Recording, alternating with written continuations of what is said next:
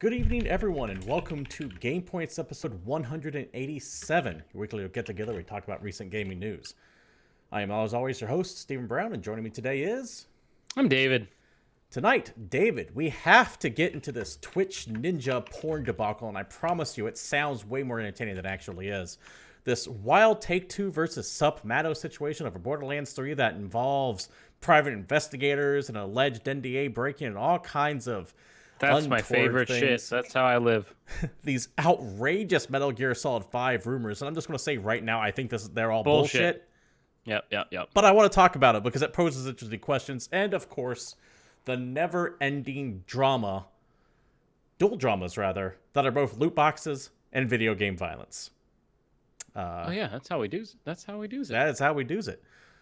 Of course, I want everyone to remember that this is an audience interactive podcast, so please join in the conversation, be it live here every Monday at 8 p.m. Pacific Standard Time here at Twitch TV/GamePoints, just like you are, Captain Ice Cold, and to everyone else lurking, or later down in the comments below at youtube.com/GamePointsPC, or over on our Discord. The links are provided down below. David, I have been playing a shit ton of Fire Emblem. You and your Hawaiian shirt? Yeah, let me tell you, that game is real goddamn good. All right, good to know. I highly recommend it. In fact, that's one of the reasons why this episode was kind of slapdash at the last second, because I was doing a mission, and I was like, okay, I'll finish this up by like 7:20 or so. And I did, but stuff happens after, and then more stuff happens, and then more stuff happens, and it pushed when I normally log on for this a good 10 to 15 minutes later than it should have been. So that game is very much a time sink. At least you didn't just beat a Metal Gear Solid game. Yes, I do very much remember Metal Gear Solid 4's hour-and-a-half cutscene at the end, or however long it was. Yep. So, meanwhile, I've just been doing the non-stop Monster Hunter grind again. I'm full back into that game. That Iceborne prep? That Iceborne prep. Though, word of warning to anybody that's playing that game on PC. So, actual tragedy struck me last week on Thursday night as my game crashed on the way back from a mission in Monster Hunter World. Okay. And I was like, fuck it. It was like late o'clock at night. I'm like, I'm just going to go to bed. I'll play tomorrow. That's fine. It's just one mission. Went to load up the game the next day. Save data wasn't found. Oh, no. Okay, that's a little weird. Well, let's verify it in Steam. Save data wasn't found. Okay, how about I just delete the local save and I'll get the one from the Steam cloud? Save data wasn't found. Okay. 2 full days of me losing 180 hours of progress in Monster Hunter. Pretty fucking rough to deal with. Like, I was about to swear off the entire franchise. So I was about to swear off Capcom. Like, I'm done. Fuck you guys. You're telling the story as if it has a happy ending, but I'm afraid you just left off there. Does it go on, or are you still fucked? Through elaborate googly nonsense, turns out you can download a save editor for Monster Hunter World, and something as simple as removing a potion from my character's inventory in a save editor, like seriously changing a 9 to an 8 and relaunching the game, allowed it to work again. Thank Christ. No idea what caused it. I have no idea how that fix even works, even a little bit. I think I know. I think I do know. I have a theory. But the real takeaway from this is if anybody else is playing Monster Hunter World on PC like I am, or you're getting back into it, copy your fucking save. Back that shit up. Yeah. There was actually a big problem with this, and because I was Googling like a madman trying to figure out what the hell happened. And when the game launched on PC, there's a bunch of stuff from April 2018 saying like save corrupt, save doesn't work, back up your save, all this other stuff. And people made like a script that you can run that automatically backs up your Monster Hunter save and checks to see if there's any difference between the old one and the new one. So you never have duplicates, and it'll throw it in a folder in your documents. And it's really nice, really easy to use. You just double click one file, you're good. You don't have to worry about it. The fact that it exists and the fact that I had to resort to that a year after I can find other people having that issue is a problem to me. And I know Capcom isn't really big on PC games, and Monster Hunter World was one of their first big ports, and we're all excited because Iceborne expansion's not going to be 6 months later. It's going to be 3 months later this time. But that's still concerning. So a couple things. One, I think what happens, and I could be completely wrong on this, so don't quote me, is that when you make that small little... so when the glitch happened the first time, and the crash. It makes that save, and that save is now corrupted, and then it takes that corrupted save and saves it to the cloud. Yep, almost immediately. So when you went back and made that one little change, it made another save, because Monster Hunter saves with every single thing that you do. Everything that you do, correct. So and when it tried to load the changed save, that one actually worked. And Captain Ice Cold, I will say that you absolutely cannot rely on the Steam Cloud save, because my Steam Cloud save was corrupt. Yeah, it uploaded the corrupted save. I actually installed Monster Hunter on a friend's laptop and signed into my Steam account and like went to launch the game to see if my Steam Cloud save was good and I could just transfer it. And that one was broken on a fresh computer with a fresh install of the game. Still broken. I'm glad you've resolved it, because that would have. Yep. Finding your Monster Hunter save is fucking arbitrary. It's in a weird ass folder. Just Google it. I'm not going to break down how to do it. But if you just look up Monster Hunter World PC save backup, you'll probably find the Reddit thread that I used to do this whole thing in the first place. I gave up on Dauntless after a glitch 20 minutes in, so I can only imagine how raged I would be if that happened to me. Dude, yeah. By the way, good to have you in chat too. 180 hours, and I was facing just being done with a game that I love. That's infuriating. I'm glad you figured it out. So yeah, manual saves, put them on there, and beware the cloud. Beware the cloud. Turns out that shit's terrifying. So I'm glad that resolved.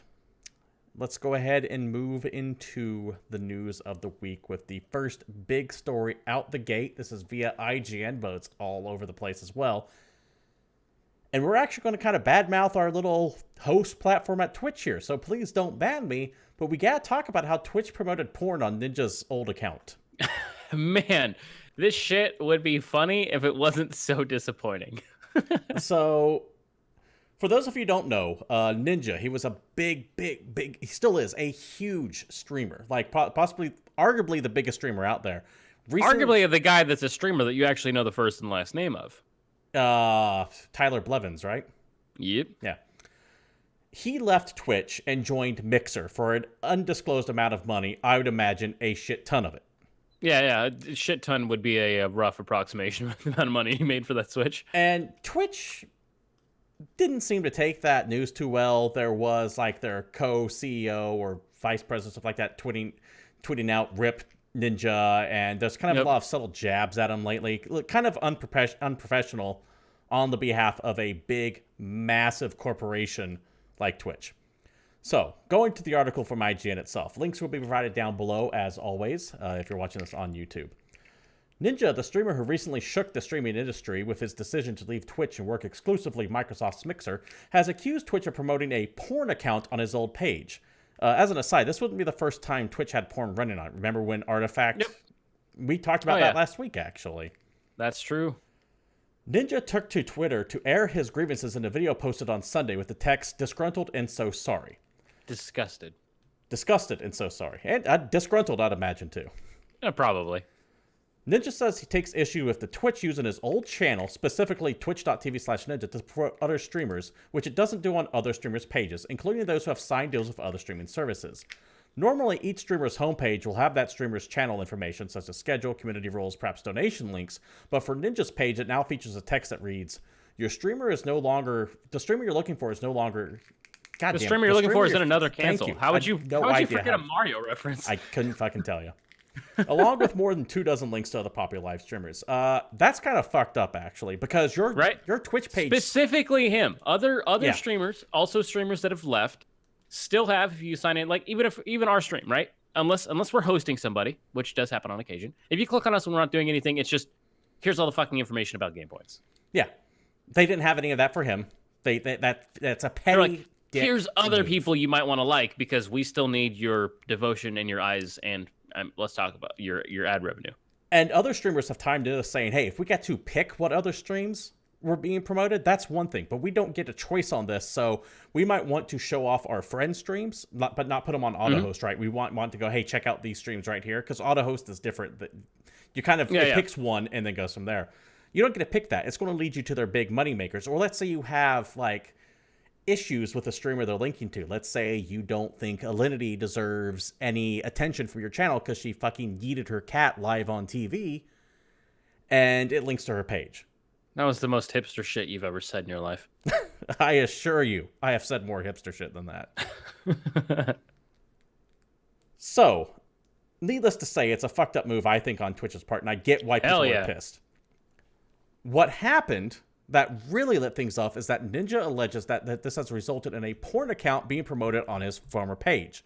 Because remember, people just sneak shit into Twitch all the time, including hardcore porn. And one of these, this isn't even alleged. This happened. You go to Ninja's page. So let's say you're a parent and you're like, oh, Ninja, he's that Fortnite guy. Yeah, Timmy, you can go watch Fortnite online. Go to Ninja's page, and it links you directly to porn.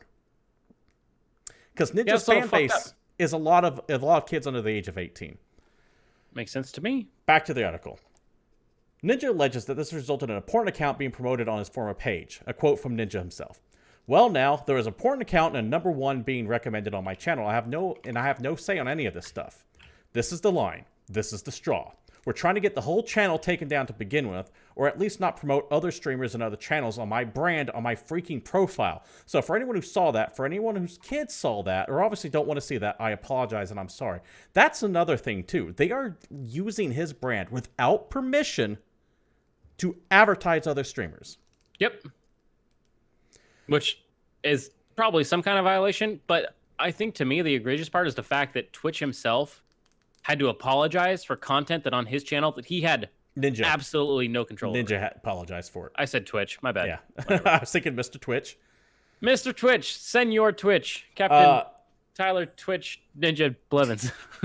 The Twitch's CEO, Emmett Schmear, has responded to Ninja's accusations, saying in regard that promoted a porn account, and he said the following. Our community comes to Twitch looking for live content. To help ensure they find great live channels, we've been experimenting with showing recommended content across Twitch, including the streamers' pages that are offline. Pause in the fucking sentence right here. If it's an experiment, why would you do it on fucking Ninjas to begin with? You would do it on smaller channels. Yeah. And only Ninjas. Experiment my ass. This was calculated. Going back on this statement.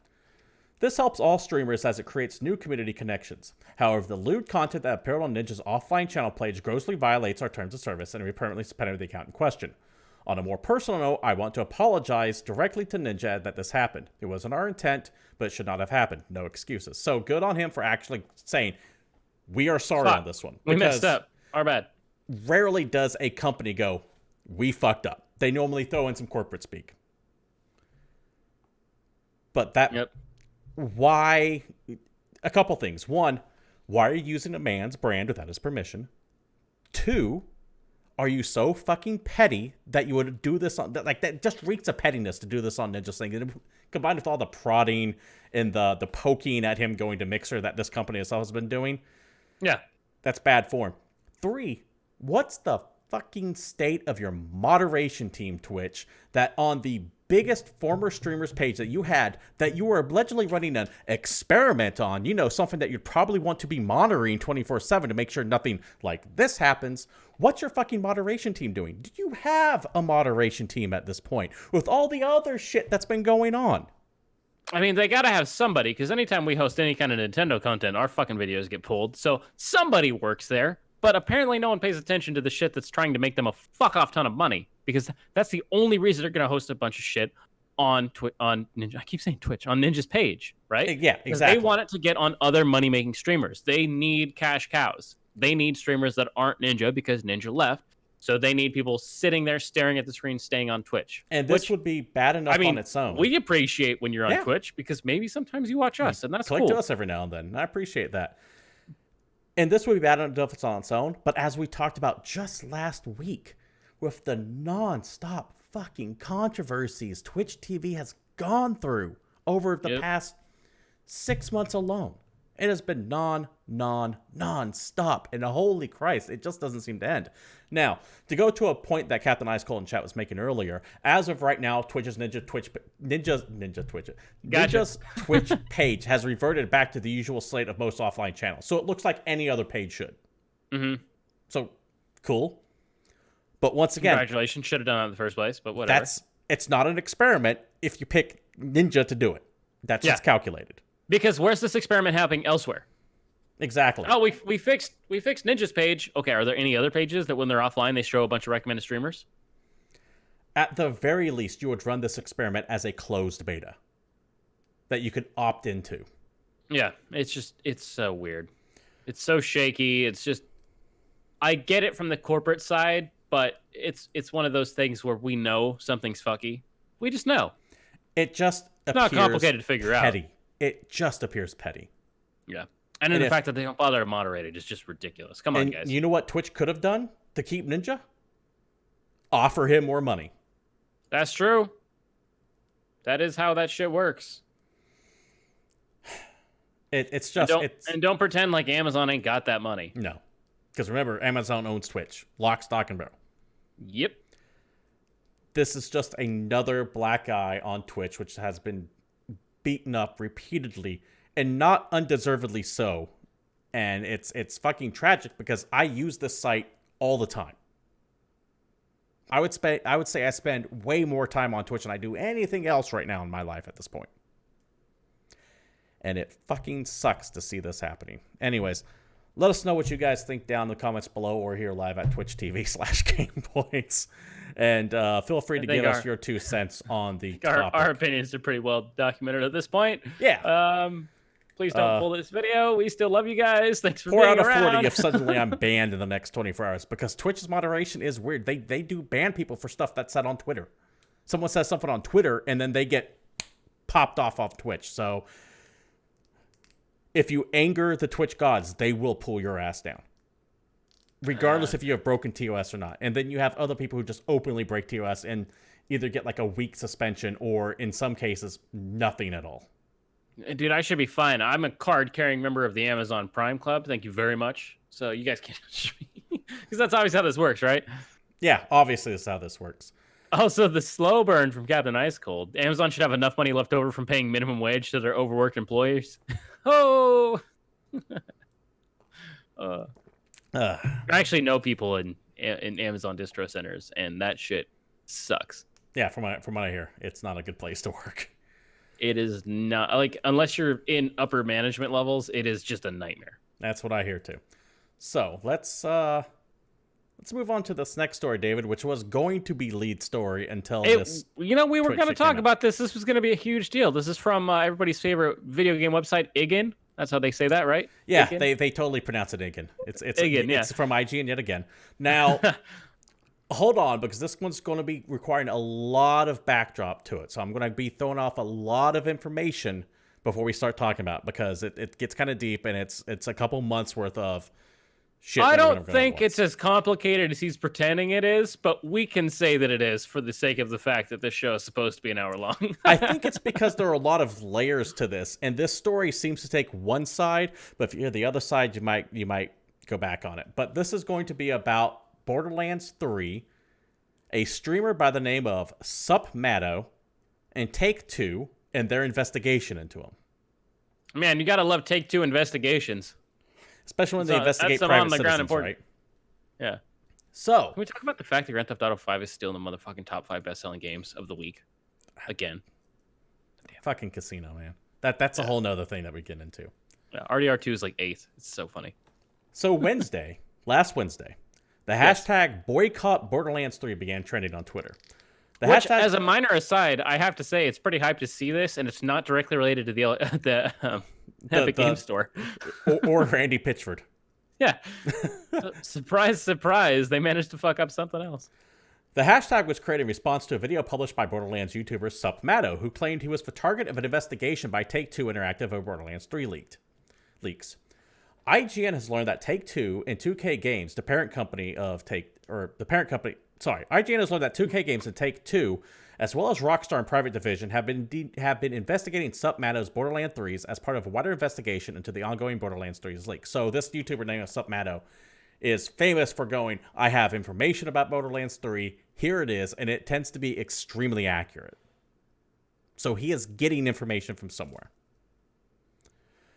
He's the Jason Schreier of Borderlands 3? For the most part, yeah. And that he knows things, probably because people tell him things. And Take-Two is understandably upset with him.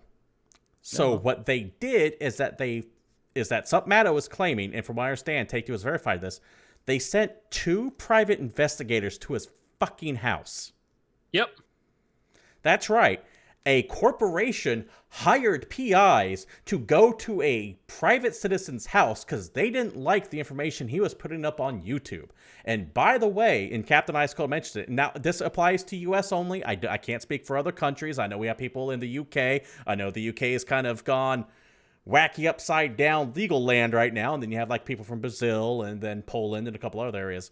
This following sentence only applies to the US. But a private investigator has fuck all power.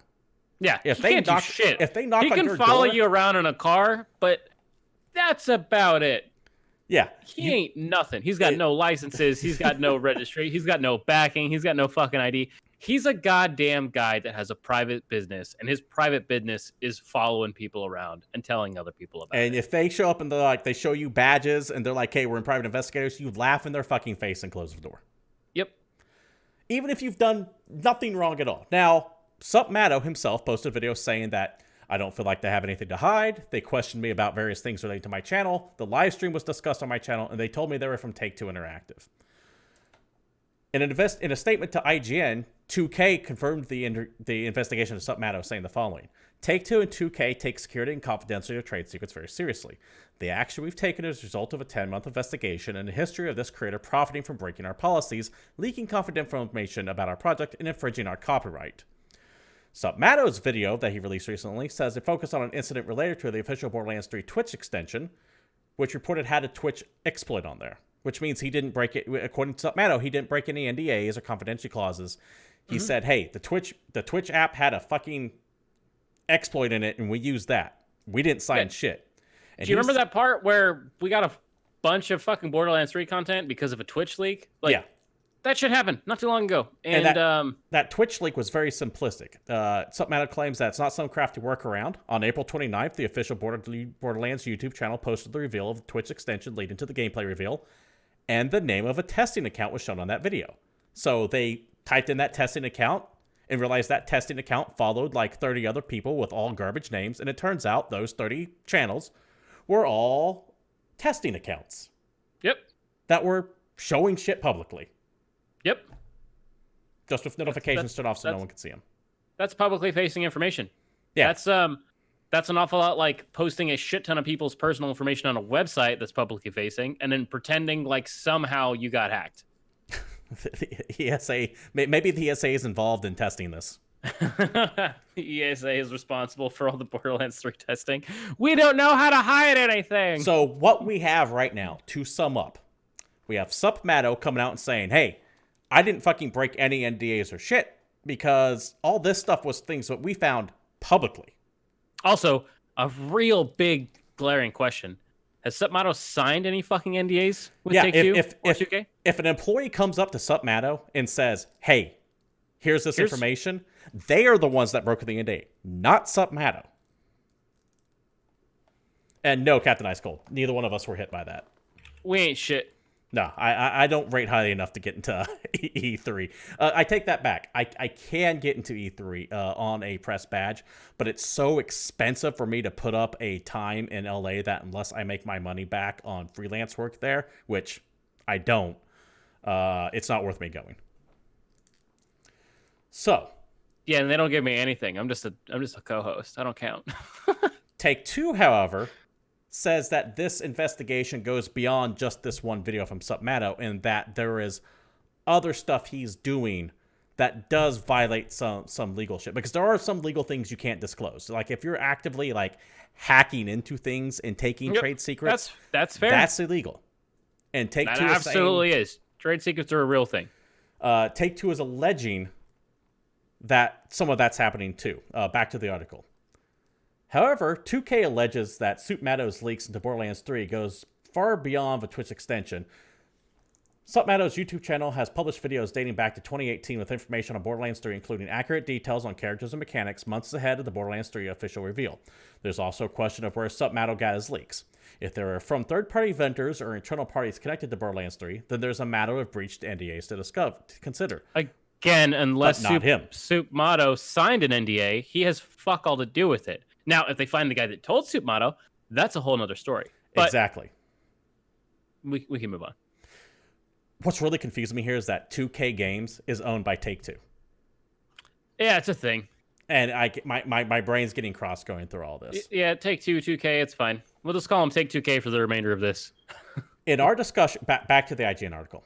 In our discussions of 2K, we've learned that Twitch streams SupMatt used as sources were set to private, not public, as SupMatt claims. Point of order. Are you on a fucking company where I can type in a link and go directly to it? Your shit's public. Yeah. This has been a 2K when it comes to like the Facebook shit, because people are like, well, my Facebook page was set to private. Yeah, but it's a public forum still. Yeah. Sorry. Too bad. And it's not hacking to type in a fucking link and go to someone's page. True that. If it is accessible with literally no credentials required, then it's not actually private. Now, this next sentence could be where things get a little tricky. IGN was told that it was an exploit in Twitch's security that allowed SupMatt's community to demand their way into getting access to thumbnail previews on what was test streams. Now, if it's an actual exploit in security, that is different. However, they themselves said that allowed SupMatt's community. SupMatt is not responsible for the actions of those who watch his channel.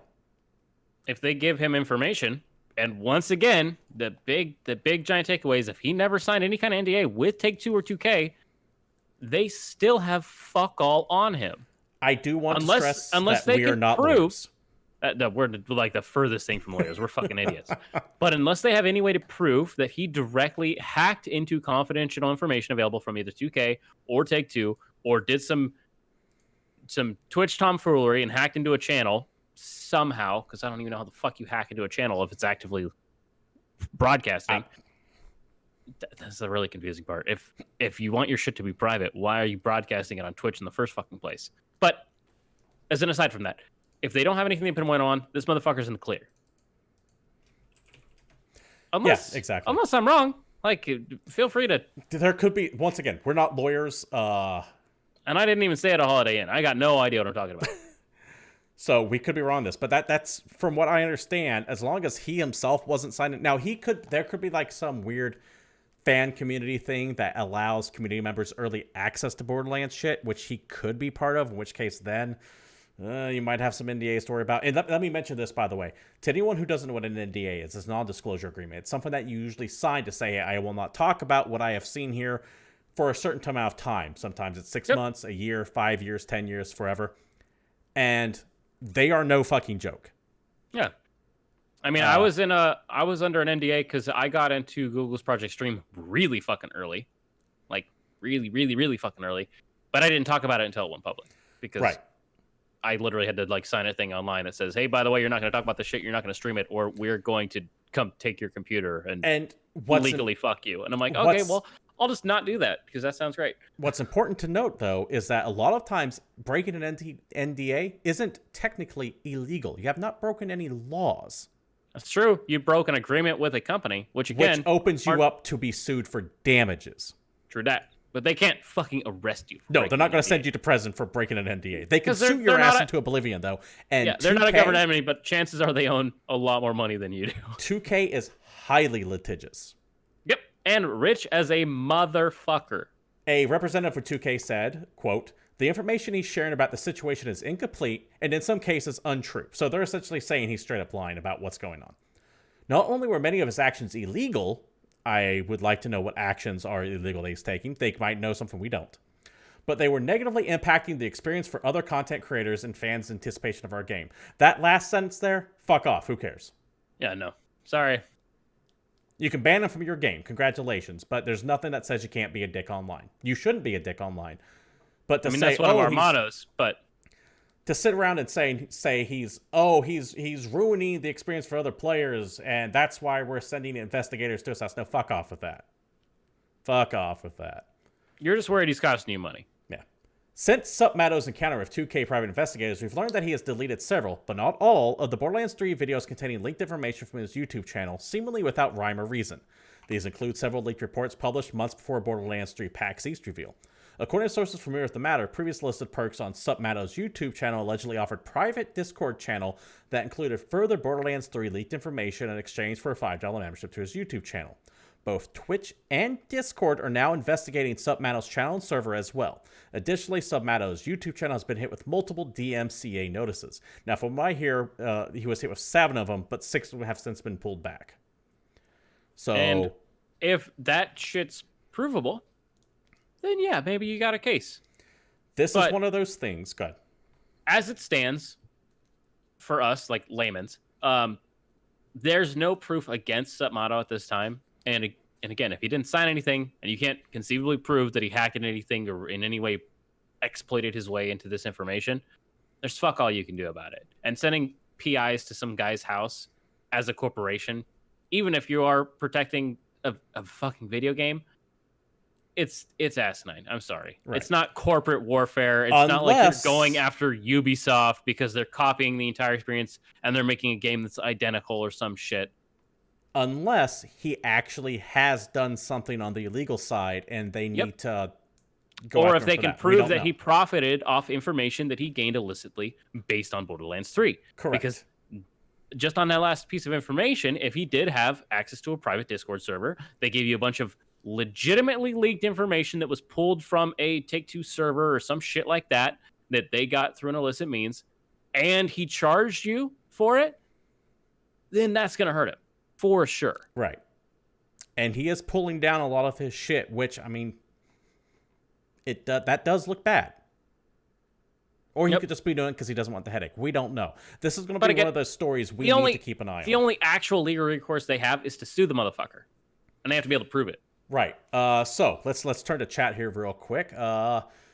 Captain Ice Cold, let's see. Salty Freak says, fuck Take-Two. Hiring PIs to go into the guy's house crosses the line no matter what he did in terms of releasing information early. I tend to agree with that statement. I'm pretty sure that I can think of 1 or 2 instances where that might not be the case, but I don't want to argue semantics here. Yep. Captain Ice Cold. Mark my world, we're one bad move away from the timeline where people like SupMatt ended up getting Epstein for this stuff. By the way, regardless of where you lie on the political compass, I'm pretty sure that we can all agree that Epstein was killed. Yeah, I think that's fair. Coco for Tacos, welcome to the chat. Good to see you. Let's see. He says... I actually saw... Okay, sorry. I have to throw this out there because I saw the greatest fucking quote. If you were surprised by the Epstein news, just imagine how he felt. I saw that going around, by the way. Let's see. Even if something illegal, the PI showed up at his house was over the line. Even if he did something illegal, they would need to notify the legal authorities, not a PI. Now, in Coco for Tacos, you say if he did something illegal, they would need to notify the legal authorities, not a PI. You missed it because you just came in. Breaking an NDA isn't illegal. Yep, they actually have no legal recourse against him besides litigation. But all they can do is sue him. Yeah, they can sue you into oblivion, and that is what you would hire the PIs for. They're not gonna send the FBI or the DEA or the ATF or some motherfuckers to his house because. But you don't show up to the guy's house because that's clearly intimidation. Yep, for sure. So, anyways, this is one of those situations where we need to kind of wait to see how this shakes out. Did SupMatt actually break any NDAs? Was he getting his sources illicitly? And by illicitly, I don't mean illegally. Did he actually hack into a server or do some shady nonsense? And remember, if he himself didn't do it, but a member of his community did, I don't see how he is responsible for that. Yeah, or if an actual member of Take-Two or 2K Games sent him the information voluntarily and they broke an NDA, not only can they not do anything against SupMatt, they can't in any way pressure him to reveal who his source is, because what the fuck do they have on him? Yeah. They could do an internal investigation and try and find out where the leak came from. Yeah, fire that guy. Fire the guy who's working for you. And you absolutely can fire the guy that actually leaked or plug the hole in your tech. Yeah. I will say, however, if SupMatt is actively hacking into 2K, and I mean actually hacking, not I'm going to type in this fucking link to a private Twitch stream, but actually breaking into their servers, that's illegal too. But we don't know. We don't know until we find out. And this is going to be one of those things that we need to keep an eye on. On its face, I'm siding with SupMatt here. Yeah, as it stands right now, I'm on the person's side, not the company's side. Because just because 2K is pissed off at him doesn't mean he did anything wrong. Yeah. David? Yeah. this one is going to go for a while, and we will be revisiting it later, hopefully, and let us know what you guys think down below. But we do need to move on to the next topic.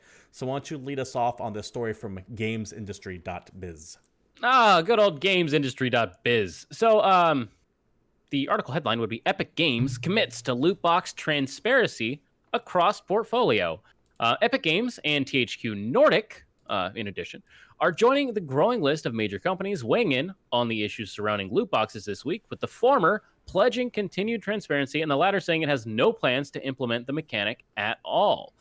So earlier this week, the ESA announced that the three major platform holders, Nintendo, Microsoft, and Sony would commit to policies requiring new games released on their platforms to disclose odds on any loot boxes they contained beginning in 2020. Now, I recall we talked about this last week. We did touch it on a little bit. And this is one of the things that I know I have been wanting for a while. Like, slap the fucking we odds need of the shit games on. industry to actually fucking police themselves before the government gets involved. Please, dear God, actually pay attention and don't make like political people get involved in my games. Because remember, the government has done nothing right ever. I don't care what side you're on. That's probably one of the few things we agree on. Other ESA members also pledging the same include Activision Blizzard, Bandai Namco Entertainment, Bethesda, Bungie, Electronic Arts, Take-Two Interactive, Ubisoft, Warner Brothers Interactive Entertainment, and Wizards of the Coast. Warner Brothers, I think, is the big surprise for me on there. Because, they're dicks. But it's still good to see. This kind of follows. I was originally going to talk about the fact that there was a Psyonix announcement that Rocket League is going to be completely doing away with loot boxes. That surprised me. Yeah, that was legitimately surprising because that's how they've been making money and how they've been successful for so long. Besides their pro play and their tournaments and all that stuff, is they've had loot boxes this entire time. And instead of just saying, hey, here's all our drop weights, they're saying, fuck it, we're getting rid of it entirely. Right. And so that's going to be happening to the later half of the year. But they did partner with Epic. That game moved to Epic. And it seems like, despite what you want to say about Epic, they're really trying to get ahead of this whole, we're going to tell you about all the loot box bullshit. So not that we're going to pull it away, but we're at least going to reveal numbers, which is the thing about that. A step. I'm not going to say it's in the right direction or helpful, but it's a step. Here's the thing about that. I can't look at any of this without being super cynical.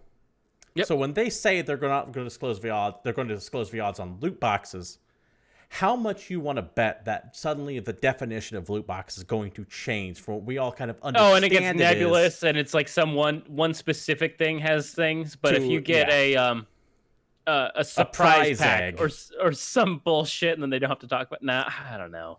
I just don't believe it until I see it, and this won't alleviate people's concerns if they're just like, nope, fuck all of this. Like, for example, Jim Sterling, he just hates any of this shit. He's like, nope, it all needs to go. It's all corrupt. It's all bad, and I can respect that point of view.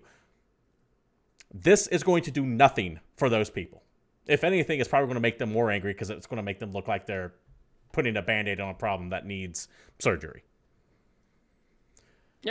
I think this is an amazing thing. I don't think loot boxes need to be outright banned myself. That's just me saying that. Because if you want to go down that rabbit hole, then you're going all the way back to shit like Magic the Gathering with surprise card packs.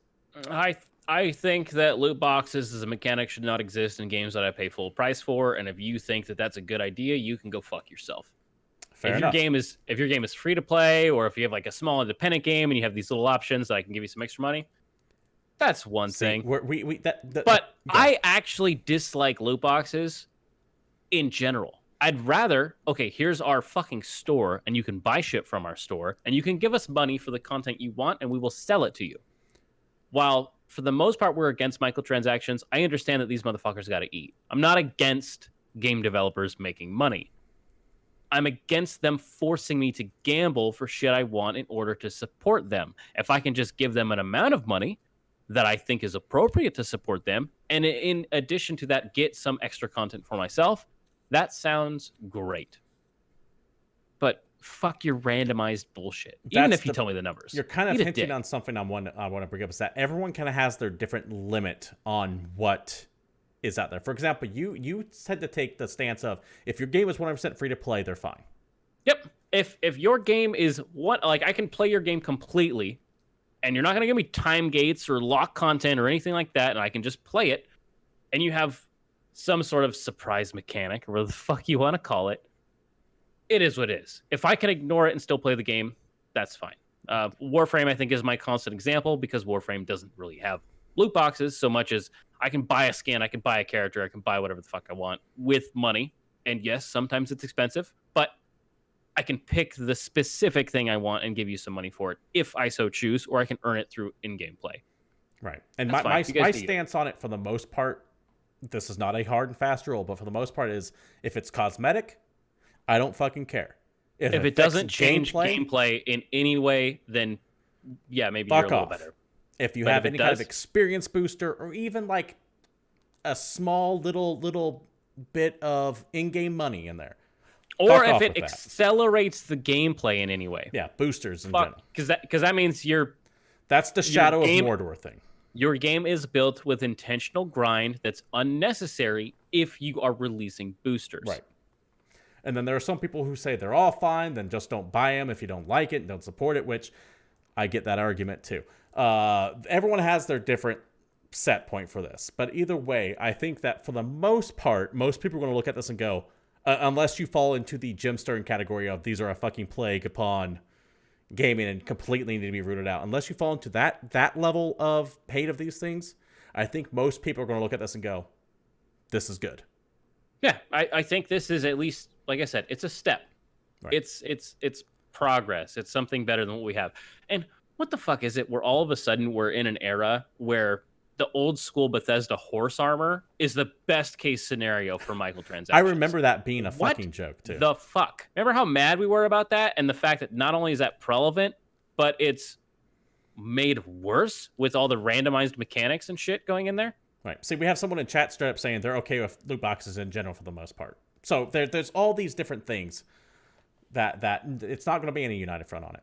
I do want to wrap this one up here, David, because we're kind of streaming a little bit long, but I want to mention the statement from THQ Nordic about their stance on it, because I think it has some a little bit of fire to it, a little bit of heat on this one.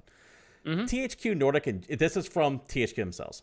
THQ Nordic have not made a THQ Nordic have not made a commitment on loot box odds disclosure because we have not been asked by the ESA to do so. We currently do not have a single game with loot box mechanics published in it, and we do not plan to implement casino-styled mechanics in our games. Like, they're just cutting right to the point. Fucking golden. And I don't, dude, it's hard to say. I don't know where you stand on THQ Nordic. Some people like them, dislike them. I am in this like hopelessly lost, optimistic case for THQ Nordic because they keep buying things I love. And so far, since Nordic rebranded themselves as THQ, I haven't been mad with any of their releases. Like, you can be mad at their corporate culture or whatever, but the shit that they're bringing out, that mid-tier gaming, in my opinion, has been solid, and they've been actual proper video games. Yeah. And they don't have any of this extra bullshit. And the fact that they call it, oh my God, I just love it so much. This makes me happy in my happy place. Yeah, casino-style mechanics. THQ Nordic, interestingly enough, is filling that role THQ used to, of the good mid-tier A to AA game that comes out in between. It's so weird that like Nordic releases existed and then they bought up all of the left of THQ and rebranded themselves and then slowly managed to turn into THQ. Like, they got into a relationship and took the last name and then became that person. Yeah, they single white femaled it. I guess so. So anyways, let us know what you guys think down below about if you think this is a good idea. Do you think this is the right step? You think it's just a Band-Aid on a bullet wound, or just in general? What do you try to keep it specifically about including odds on loot boxes? I know we kind of went off a couple tangents here, but try to focus in specifically on that idea if you want to comment. Not saying you can otherwise, but I want to really get your idea on that piece of the story. Yep. Although we got to move on. We got to get into this next topic. Absolutely. This shit's something that we need to talk about. It's I don't know how deep we're going to get into this, but not deep. I don't want to get too deep into this at all, but I want to mention it. This is from Twitter, where some news goes. Is it Rod Blislau? I think it's Rod Blislau. He goes by the handle @Slasher. He is a big esports commentator / reporter. Yep. And I'm just going to read directly from his Twitter. ESPN and ABC has made the decision not to air the TV broadcast of the X Games Apex Legends EXP Invitational that was scheduled for this weekend, and this was obviously last weekend. This was released on August 6th. In response to the recent mass shootings, according to an ABC affiliate TV station source. And the actual quote from the station source is, "Dear ABC affiliate, out of respect for the victims and all those impacted by the recent shootings, ABC will no longer air EXP Invitational Apex Legends at X Games on Sunday, August 11th. E64 Broncos will not air in the same time period. An official booking will be issued shortly. Please contact your station representative if you have any questions." So they just completely pulled the tournament from ESPN, citing respect to victims of a shooting. The recent mass shootings that happened in Texas and Ohio, and forgive me if I have those states wrong. The hour-long recap was set for this Saturday at 10 p.m. on ESPN2. It is no longer in the programming schedule, but it can still be watched on ESPN3. That's one thing I want to get into it.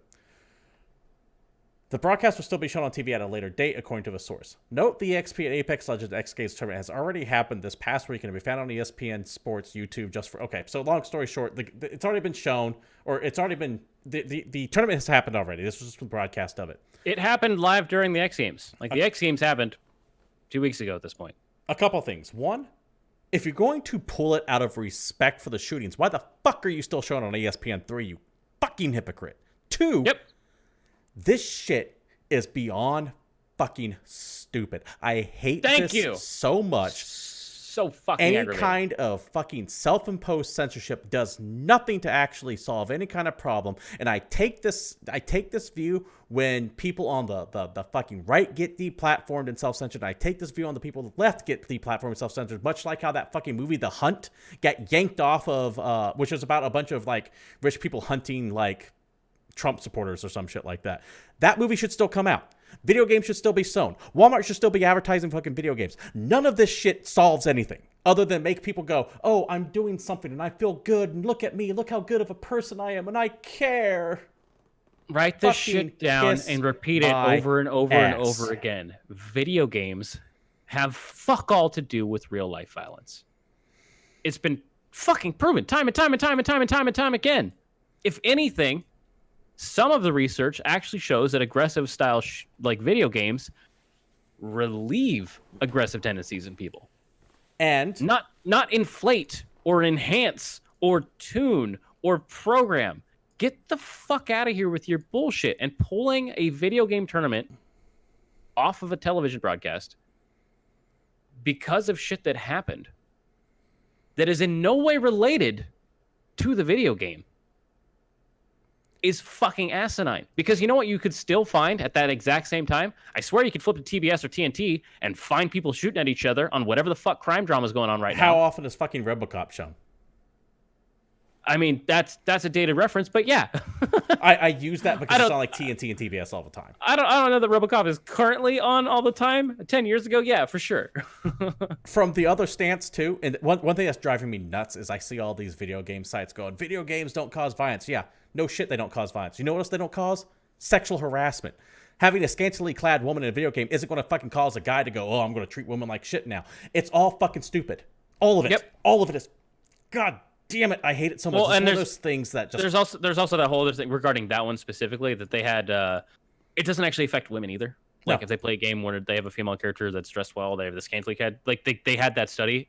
Literally doesn't affect them whatsoever. All of it, regardless if it's the sexuality in video games or the violence in video games, it's all a fucking made-up moral panic.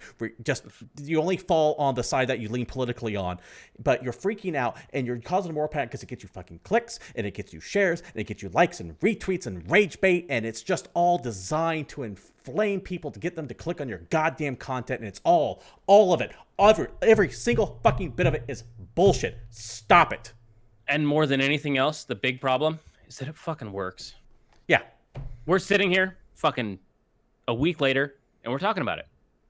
We're giving them airtime. No, I'm not giving them airtime. Well, I just mean like... no, so I didn't. I could drop some names and links, so I'm not doing that. That's fair.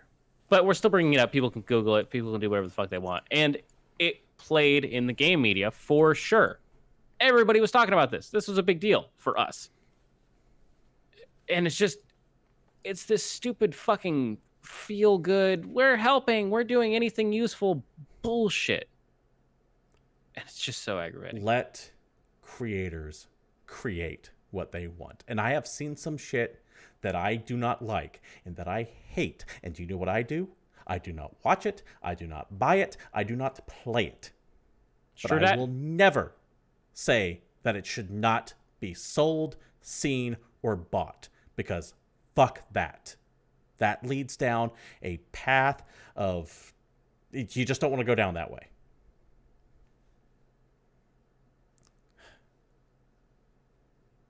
God damn it all. It's just fucking ridiculous. Like, the only thing I could think of, that maybe they would pull is if they're like, hey, by the way, this Sunday, we're going to have a 24-hour loop of the No Russian mission from Call of Duty Modern Warfare 2. Maybe you pull that stream down. No, fuck that. No, not even that. No. But well, that's what I'm saying. Like, that's in the most ridiculous scenario. No joke. But when I heard that about would these also stories, never happen, because why would you play that shit on a loop? When I heard about this, I almost went on Twitter and played Hatred and Postal and what was the other third one? Night Trap. Okay, yeah. Just all the moral panic games. I almost played those all three straight the second I heard about the shit like this going on, just to prove a point. Should have played Manhunt, bro. Manhunt's another one. You know what? I need to do a moral panic video game stream one night. Dude, we should just do a shit that makes politicians angry stream. Let's play fucking Mortal Kombat 2. No, let's get a little bit more broad than that. Shit that makes activists angry. Activists on either side. Okay, like, so it's check not it out. just politicians I'm after. I'm gonna find a copy of Thrill Kill, right? Oh boy. So yeah, don't be fucking dumb, ESPN and ABC. And if you're going to pull something, have the brass balls to pull on all of your channels. Don't just show it on ESPN3. Like, what the fuck? Yep. God damn it. Anyways, David. Yeah. I'm pretty fired up. I got two more things I want to go into real quick. One of them I'm just going to knock out real quick out the gate because it's one of my favorite games of all time, and I'm looking forward to this. Apparently, System Shock 2 has an enhanced edition coming up. Night Dive Studios is working on it. We will have more information on that soon. When? Okay, wait. I have no idea. Hasn't that been the case for the last, 3 years? I feel like every few shows you're like, System Shock 2 is coming back. System Shock 2 different. So that's I the get why remake it's that I'm confusing. thinking of. But this is an enhanced edition. So there was System Shock Enhanced Edition. That's the first one. Yes. Then there's a remake of the first one doing by the same studio here. Then there's System Shock 3, the proper sequel to System Shock 2. And that's being done by a completely different team. Okay. And right now you have System Shock 2 getting an enhanced edition. If you're not a fan of the series and you have to keep up, I get how it gets confusing because all of these games will still manage to release before we get another BioShock, so it is what it is. But System Shock 2 is arguably my favorite game of all time. So I'm very excited to mention that. Which brings us to the last story. And I'm going to preface this right now by saying I think both you and I, David, think that 100%. This is full of shit. The fakest shit of all time. It is bogus. It comes from 4chan. Where bogus lives. Here's the thing about this, though. Sometimes rumors from 4chan pan out to be true. Who fucking cares? A broken clock is right twice a day. If you say enough stupid bullshit, eventually you'll catch one. This is pure stupid bullshit. And somehow we're going to report on it because some motherfucker made a goddamn post. But anyway, get on with it. I'm intrigued by it, though. And that is Of course you are. That's how you make something popular. That's why I'm prefacing with all this, though. But this is via Reddit, via 4chan. Metal Gear Solid 5 Demon Edition is apparently that's what they're gonna call being planned. Sure. So, once again, I need to stress, we do not believe this is true. But what if? Let's ponder the idea of what if. So let's give it the benefit of the doubt right now, and let's assume we're hearing this from Konami itself and respond accordingly to these changes. Does that sound agreeable to you? We will pretend for the sake of the fact that we need to kill a few more minutes. Perfect. So, this is not the entirety of the post, which will be linked down below in the YouTube comments, or the YouTube info panel, but a few highlights from. I did say Demon Edition introspect, because apparently they are remixing Metal Gear Solid 5, according to this bogus rumor. A new re-release of the Phantom Pain is going to be announced at Gamescom by Konami. Some of the press was shown it on Friday. So as an aside, David, I did see a picture of someone from the press getting a shirt that seems to hit this might be true, by the way, which is why I kind of give it a little bit more credence than a standard rumor. But I still think it's fake. Either way, Gamescom's next week, we'll know by then. The game reuses everything from the base game, but restructures and recontextualizes the story/cutscenes. There's supposed to be a full English redub, with Big Boss being voiced by Richard Doyle, who he was in Metal Gear Solid 4. Kiefer Sutherland still in it. And a handful of new lines, more of a cameo role than anything. New people as Skullface, and people that played Skullface and Kaz are the only other two actors that are the same in it. They apparently recast everyone else, including people like Troy Baker. Now, who are currently working for Kojima, so why the fuck would they go to Konami? Exactly. And this will get clear a little bit later if this rumor breaks out. If this rumor turns out to be true, rather. The story's been completely changed, and there's approximately 3 hours of completely new cutscenes added, and quite a bit of the old ones have been extremely edited. To make this clear, the game is intended to stomp out Kojima's vision of the series. So this is Konami being very petty, which is why they would recast a lot of the voice actors, because they're currently working with Kojima on other projects, and they want to scrub Kojima completely from it, if this rumor is true. This is also reflected in the title that's not Metal Gear V for 5. It's just called Metal Gear Solid 5. Quiet has been reworked completely. The characters are being split into two. Apparently, the Quiet, as we know her, dies in early on, and they bring in someone like some Russian sniper or something like that. The only characters that consist of their Phantom Pain portrayal are Kaz, who we mentioned earlier, Huey, Ocelot, and Skullface might be... And Huey, rather. Ocelot and Skullface might as well be completely different characters, and Code Talker has been completely cut. But that makes sense, because what role did Code Talker have in the game? Do you remember? I remember finding him. I remember the mission tracking him down, but I don't remember him doing anything else after that. I could tell by your look that you were just so you just don't care. I'm just waiting for you to be done. All right. Let's be real. Metal Gear Solid is one of my favorite franchises of all fucking time. By and large. The last topic is why? Big deal for me. Why would this be coming? Because it's being billed as a games as a service. Reworked Kingdom of the Fires as pre-order bonus, and we adding additional sub-narratives as DLC, and this is the only reason why the higher-ups greenlighted the project in the first place is because they wanted games as a service. David. Yes. What do you think? Fuck this rumor, fuck Konami. Let's say this is true. However, what do you think? I will not buy it if this is true. Okay. Fuck this game. Fuck Konami. That is my full, by and large, stance on this entire, what I completely believe to be utter bullshit rumor. I also agree this is utter bullshit. Because however, Konami does not deserve any of my money. No. If they try and dangle it out with a new version of Metal Gear Solid 5, but as a game as a service that's chock full of fucking microtransactions, which, by the way, if you remember when we recently talked about the people that were actually releasing odds on any of their fucking loot boxes, Konami was sure as fuck not on that list because all they want is all of your goddamn money, and they're going to kick and drag every single one of their still living IPs through the mud in order to get it. Because if you recall, all they fucking have now is Metal Gear and PES. What the fuck games do they release? Everything's pachinko Castlevania machines. Collection. Which I also didn't buy because fuck Konami. Konami. I like Capcom Castlevania too. Collection. Or not Capcom. Contra Collection. But yeah, I know what you're saying. Yeah. Part of me says there's a little bit of credibility to this rumor, however, because I've seen a picture that a journalist that I know took of a T-shirt that hints that this actually might be marketing for this game here. But cool. That's the I can make a T-shirt online too. This came from an act like this came from someone who wouldn't be making things up like that. Now it could be a completely different game, and somehow the wires got crossed. They're being deliberately vague, but we'll see. I personally still think this is bullshit myself, and these changes they would not spend that much money fixing this game because one, they don't care about it, and they don't care about you or me or anybody. If they found a way to release the game and make a fuck ton of money on it, I do believe they would do that. Thus, the games I don't believe they would spend a dime doing it, however. thus the games as a service model that this is apparently supposed to be packing, where you keep on getting new DLC missions every couple of weeks. Unless they spent $20 on this, I don't think it's happening. Yeah, I don't think it's necessarily happening either, but things make sense if you think about it. Sure. Additionally, Konami is petty as fuck.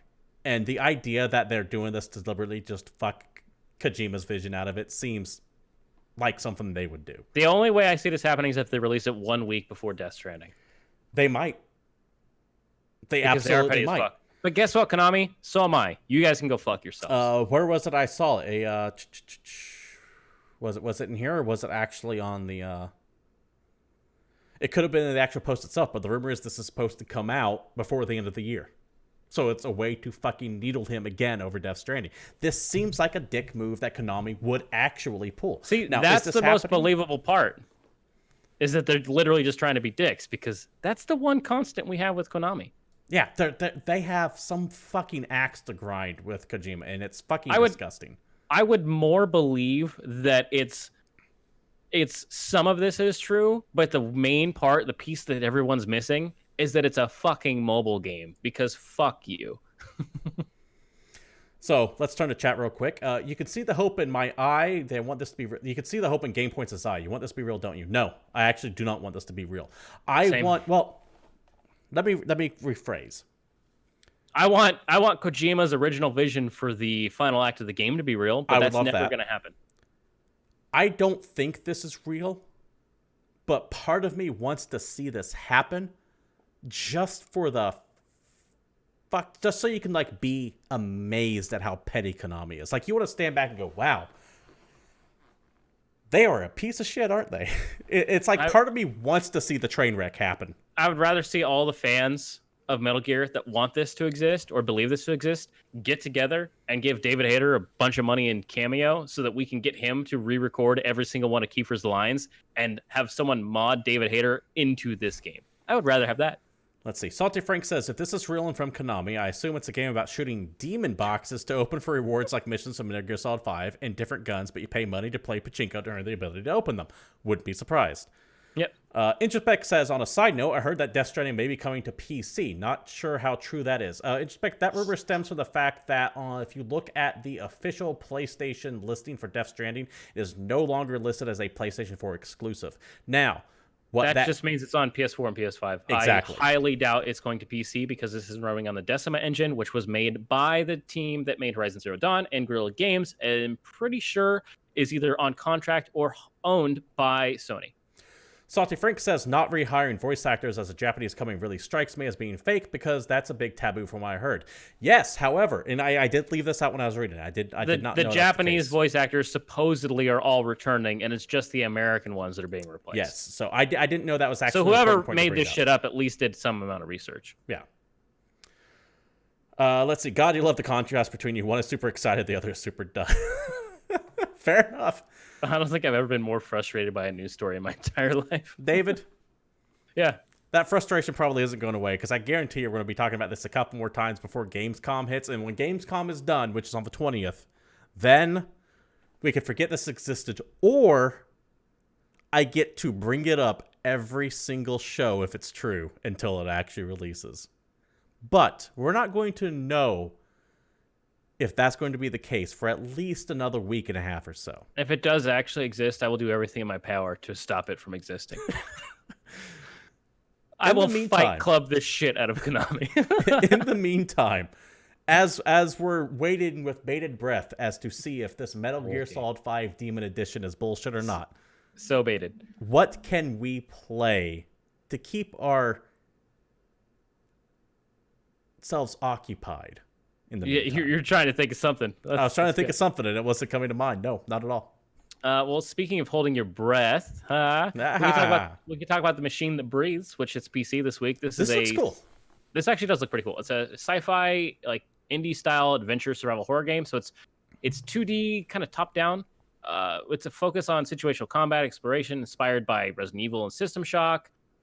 Everything's trying to kill you. You got limited inventory. You're bracing the unknown. I do like indie-styled survival horror games. I also like sci-fi, and I think this game looks pretty damn stylish. Everything has like a green old TV screen tint to it as well, like you're viewing from like an old computer monitor. A little bit. Also coming out, we have Exception for PS4, Xbox One, Switch, and PC. Look at all those things it's released on. Good job, guys. This is a action platformer, side-scrolling game, sort of. It's a two-dimensional action game in a three-dimensional world. The levels actually transform and shift, so you run to the end of one 2D screen, and the entire plane of the level rotates, giving you new puzzles and things to jump over. It does look kind of interesting. So it's I don't want to call it a puzzle platformer, but it kind of makes me think of that just in the exploration sense. You have to kind of figure out your way through the 3D level that you explore in the two. I don't know. Look at a trailer. It's interesting. Vasara Collection hits PS4, Vita, PC, and Xbox One. This is a old school styled action shoot 'em up. This is a Japanese game that we are finally getting here for the very first time. Think any other, top down shoot 'em up, 1942, 1943, Ikaruga, Infinite, other fucking. There's so many of these games. Raiden, whatever you like. Play it if you like.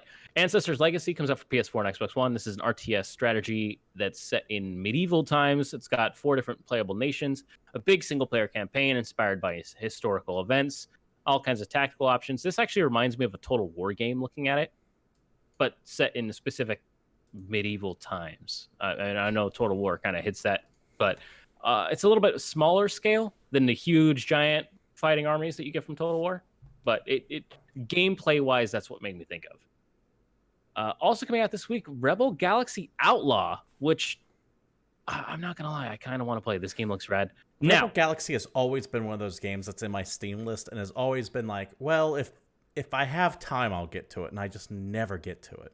Now, this is something that I absolutely have to mention based on what you said. This game will not be going in your Steam list because, at least as of right now, this is coming out exclusively on the Epic Games Store. I believe it's locked up for a year. 1 year. Now, before I get into what this game is, because it does look really fun, they actually had like a big blog post on their website talking about all their reasoning behind the Epic Games decision, and I think they actually have some pretty good points. Say what you will about hating Epic Games Store or whatever you want. It just makes me happy when you're mad about it. But they talk about the fact that, hey, check it out. We got a revenue split. We think this is good. We think that Steam needs a competitor. And to be honest, this split helps small studios like us survive. So, yeah, fuck yeah, we're going to do this. David. They're not just doing it for the money. They're doing it for the money. They're doing it for a shitload of money. Nice. Good sci-fi quotes.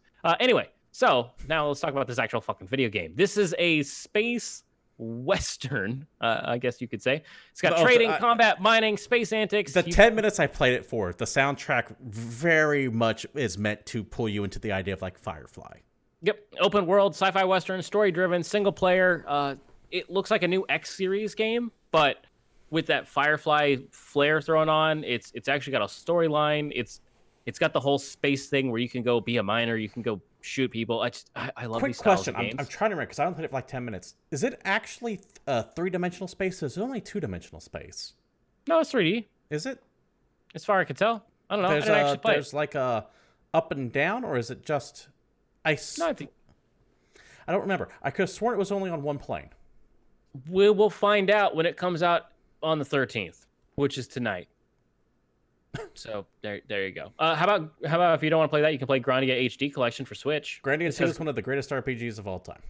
That is something that few people will argue with, unless you don't like RPGs, in which case, fuck you. Grandia 2, originally released on Sega Saturn and Dreamcast back in the day. They're coming out on PC eventually, but they're coming out on Switch on Friday. It's got new retouches for the UI, new sprites, new textures, enhanced cinematics, Japanese and English audio tracks with English language support, along with French, German translation, Japanese, yada yada. It's both those Grandia games with a whole bunch of extra love added. And it's on Switch, which is a perfect place for JRPGs to live. Fell Seal Arbiter's Mark comes out on Switch. This has been on other things, but it is coming out on Switch now. This is a turn-based tactics game, so a lot of Final Fantasy Tactics, Disgaea, those kinds of things. Focus on storytelling. Things.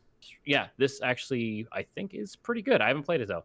It's got a mature story as you progress through handcrafted scenarios, controlling your own group of arbiters, with each character customizable from a wide selection of classes and abilities, but much like other tactics-based games. But this does look fun. Emberlight hits PC this week. This is an RPG roguelike dungeon crawler. So I wanted to throw this in there because it's like a switch between Diablo and I want to say Darkest Dungeon, but I feel like that's going to get your hopes up too much. Just think of that intense level of gameplay where people die and you got to worry about shit, but it plays more like a turn-based. All right, now I have to take a look at this. Just look at this shit. Somebody else Google it. It's completely procedurally generated. So if that turns you off, you're not gonna like this. But you get a party, you got quests, you go check the land out, you get strength, you kill things. I don't know. It looks fun. Friday the 13th, the game hits Switch this week. This is the licensed version of Dead by Daylight. It's fine. Never give up. PC and Switch. This comes out on the 13th. It's a action indie adventure game. This looks like Super Meat Boy, and I don't mean that in any kind of bad way, because Super Meat Boy is fucking awesome. This is a hardcore platforming game. If you don't like challenging platformers, you probably won't like this. Yeah, I love platformers, but I like my platformers like Mario or Sonic. I can't do the I want to be the guy, I want to be the boss. Even Meat Boy, I don't have the patience for him. There's a line for me. I love Meat Boy. I don't like I want to be the guy. I want to be the boss. Like those are too much for me. Those are meant to be deliberately punishing. Where the levels arbitrarily kill you, I have a problem with. But where it's just pure challenge that you can try and overcome based on level memorization, I think that's fun. And the game that I compared to Darkest Dungeon, which is a horrible comparison, was Ember Light. Don't. Yeah, I just took a quick look at it. It looks nothing like Darkest Dungeon, my man. I didn't say it looked like it. I'm just saying it's a roguelike in that you build your party and it's procedural and fucking shit happens to your people and they can die. All right, whatever. Fuck you. Warhammer Vermintide 2 gets an expansion this week called Wings of Magic. Vermintide 2 is the sequel to Vermintide. Both of those games are fucking awesome. Yeah, And Vermintide 2 specifically is real good. Yep. Train Sim World 2020 hits PC, PS4, Xbox One. It's a sim train game. Think Euro Truck Simulator, think Farming Simulator, think any other simulator game, but with trains. If you love your trains, get in on this. They do really well in the streaming world, too. Dark, D-A-R-Q, hits PC this week. This is an action-adventure indie horror game. You might actually enjoy this one. It, to me, looks like Limbo on horror steroids. Yeah, it has that Limbo 2D platformer look to it. Yeah, it's about a boy who becomes aware of the fact that he's dreaming, but the dream rapidly turns into a nightmare, and all of his attempts to wake up end in failure. So you learn how to survive by bending the laws of physics. That does look cool. And fucking with dreams. Not to be confused with Dark, spelt D-A-R-K, which is a really shitty vampire stealth game that came out a few years back. Yep, yeah, you just got to get the Q in there. And finally, last but not least, a game that I'm pretty excited is actually coming out of early access. I know I don't talk about these too much except for when I like them. Shortest Trip to Earth is getting a full release this week. And this is a sim strategy adventure game where it's a roguelike spaceship simulator focused on exploration, ship management, tactical battles. You're journeying across the universe. You're clicking on nodes. You're finding new shit. You're arming your crew. And it's like an FTL-like. I don't know, like FTL is already a roguelike set in space, but that's the closest comparison I can make. And I love everything related to FTL. I'm taking a look at this. I'm taking a look at this. I can see it. And this game looks really fun to me. And it's actually out. And I love when games that look cool come out of early access and become grown-up video games. Let's wish list this. This actually does look kind of cool. That's Shortest Trip to Earth. Just on my dime store look at it. I mean, I'm not focusing too hard on it, so don't quote me. But I've actually heard a lot of good things about that game, which is why I wanted to throw it on the list because, well, there you go, guys, get a shout out. Yeah. And I think that's about it. And David, other than that, you can play millions of games that have been out, or you can slog through the rest of the Switch eShop and all the bullshit that's on there. But that's on you, not me.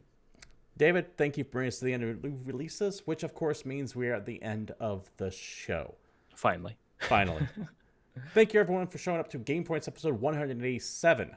If you want to join us live and join the conversation, you can do so every Monday at 8 p.m. Pacific Standard Time right here at Twitch TV/GamePoints. But if you can't show up live, like Salty Frank, Captain Ice Cold, Introspect, Toka for Tacos, and everyone else happens to be lurking, you can join us over at youtube.com/GamePointsPC and comment and join the conversation down below there. Regardless of where you happen to be watching us, if you like what you see here and you want to support the show, you can do what every streamer/YouTuber wants. They want those likes, follows, subscribes. If you're sitting on Amazon or Twitch Prime subscription and haven't used it yet, I'd appreciate it here. But if you don't use it here, use it somewhere.